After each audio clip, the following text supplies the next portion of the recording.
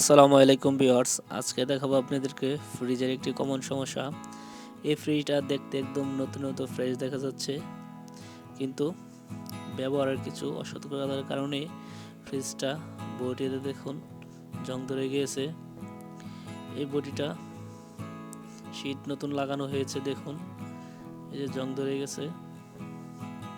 আর এটা আপনার এই শীটগুলো যখন ব্যবহার করার পরে ফাঁক হয়ে যায়, তখন আপনারা অবশ্যই এক ধরনের আঠা আছে সিলিকন, এটা আপনারা মেরে দিতে পারবেন, তাহলে এই ছিদ্রের ভিতরে পানি ঢুকতে পারবে না আর জংও ধরবে না। অবশ্যই আপনারা না পারলে ফ্রিজের কোনো টেকনিশিয়ান দিয়ে এই কাজগুলা করে নিতে পারবেন। আর এখন দেখাবো নর্মালি একটা ছিদ্র দেখা যায়, এই ছিদ্র দিয়ে আপনার ফ্রিজে নর্মালি যে আইসগুলো আছে এটা গলা ওঠু বন্ধ হওয়ার পরে গলার পরে পানি ভিতর দিয়ে কম্প্রেসরের উপরে ট্রে আছে, ট্রেতে চলে যায়। এই ট্রেতে পানি জমা হলে পানিটা কম্প্রেসরের হিটে বাষ্প হয়ে যায়, অটোমেটিক পানি শুকায় যায়। আর এই পানি যখন এইদিকে না যাবে, ড্রেন লাইন ব্লক হয়ে যাওয়ার পরে তারপর পানি এইদিকে বাইরে চলে আসে, পরে বাইরে চলে এসে দেখুন এই শীটটা নতুন লাগানো হয়েছে, এই শীটটা নষ্ট হয়ে গেছিলো পানি এসে। এখন দেখুন আপনারা নর্মালি যখন কিছু রাখবেন অবশ্যই দেখবেন ছিদ্রটা ব্লক হয়ে গেছে কিনা, ছিদ্রটা অবশ্যই ক্লিয়ার করে নেবেন।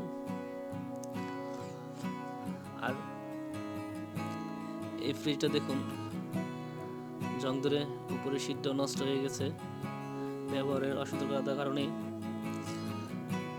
আর আপনারা অবশ্যই একটা জিনিস মাথায় রাখবেন, ফ্রিজে অবশ্যই প্রতি মাসে অন্তত একবার হলেও ফ্রিজটা ওয়াশ করবেন, ফ্রিজের যত্ন নেবেন।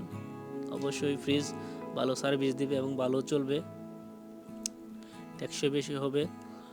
তো এই নর্মালের বিষয়টা আপনাদেরকে বলি, নর্মালের ছিদ্রটা কেন ব্লক হবে, আপনারা কোনো কিছু রাখলে এই ছিদ্রতে কোনো কিছু গিয়ে না ঢুকে আটকে যায়, তারপর পানি অতিরিক্ত জমে ময়লার সাথে একসাথে আটকে যায় পানি, তাই ওভার হয়ে বাইরে এসে পড়ে, বাইরে দরজার কাছে আসলা পড়লেই আপনার দরজাটা নষ্ট হয়ে যায়।